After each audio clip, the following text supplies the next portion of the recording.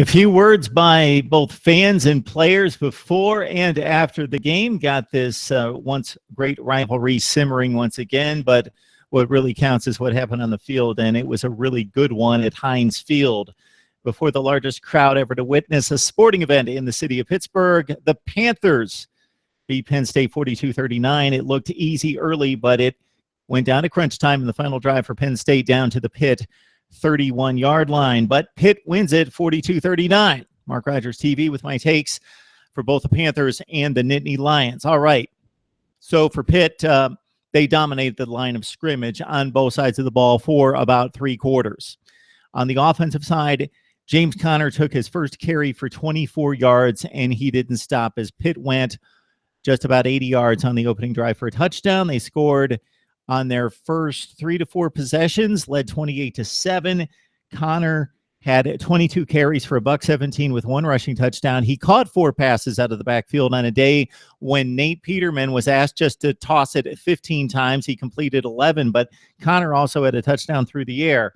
And, of course, he's coming back from cancer and the knee surgery. And what a story in college football. James Conner, not just back on the field, and not just productive, but back close to his superstar productivity of 2 seasons ago when he was the ACC Offensive Player of the Year. But also credit the Pitt offensive line dominating Penn State up front. We'll talk about Penn State's defensive front in just a second.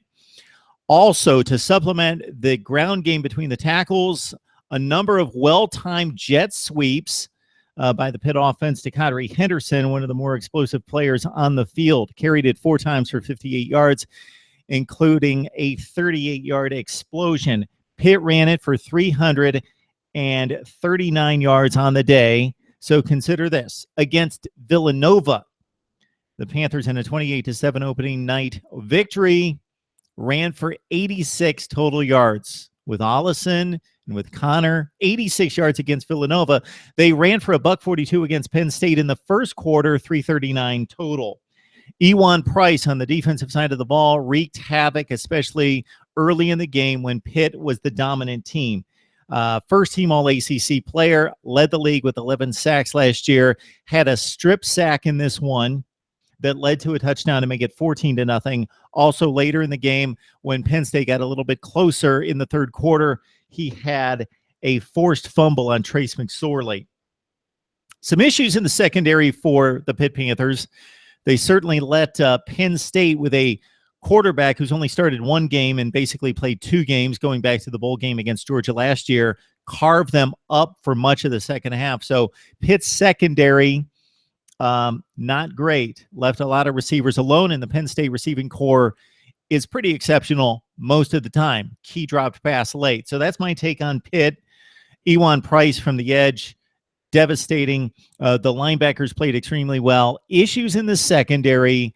If this is the formula for Pitt, if they can take a lead, turn it over to Conner and Allison, Peterman manages the game. That's the formula. Nate Peterson, again, 15 attempts. That is Pitt football right there.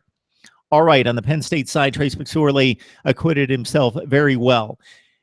For the first half, he was under siege. He couldn't run the ball. He's a mobile quarterback, not crazy dynamic, but he's very mobile. He's a threat in the running game, and he had nowhere to go when he kept the ball. When he dropped back to pass, he was under siege. Like I said, just ambushed most of the time. The Penn State tackles could not handle the edge rush for the first 2 to 3 quarters. McSorley on the day, under adversity, he persevered, he pulled through, he made plays, especially in the second half. 24 for 35, 332 yards, a touchdown pass, and a very costly interception for McSorley. All right, he led the comeback. Penn State from 28-7 scored on the last drive of the first half to make it 28-14. The Penn State defense was still having issues in the third quarter, and the offense was stopping itself with some turnovers. Then Penn State started to get some turnovers on defense.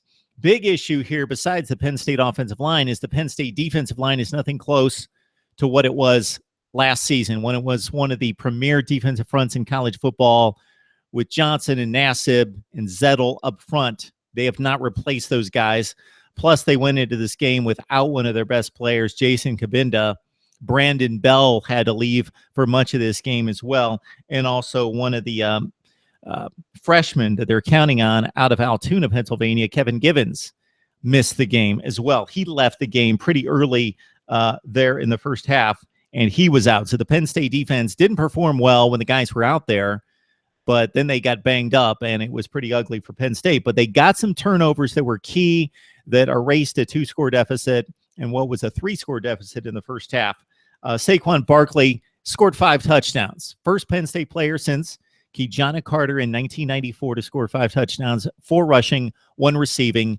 Couldn't really cut loose, did most of it on his own. The Penn State offensive line is going to be the big challenge for this football team this year, and maybe the defensive front that was somewhat unexpected. We thought that they would replenish to a certain extent, but the offensive line has been an issue since the scholarship productions and continues to be. That is huge.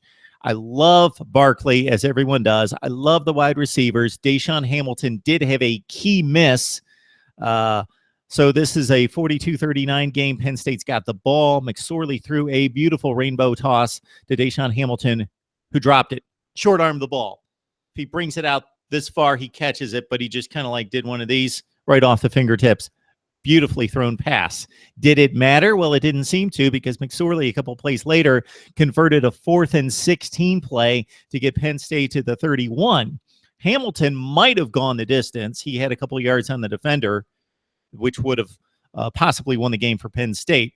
They converted on 4th and 16. They were down to the 31. Then McSorley on a second down play, inexcusably, other than him being in just his second start, just lobs a rainbow to the end zone.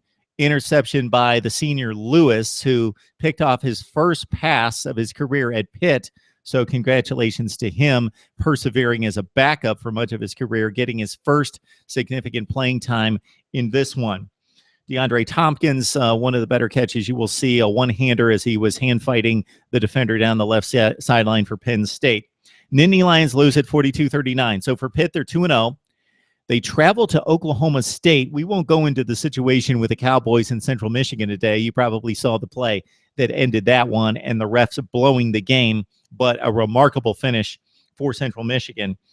So for Pitt, they go out to face a very difficult Oklahoma State team on the road that's going to be hurting after that loss. For Penn State, 1-1.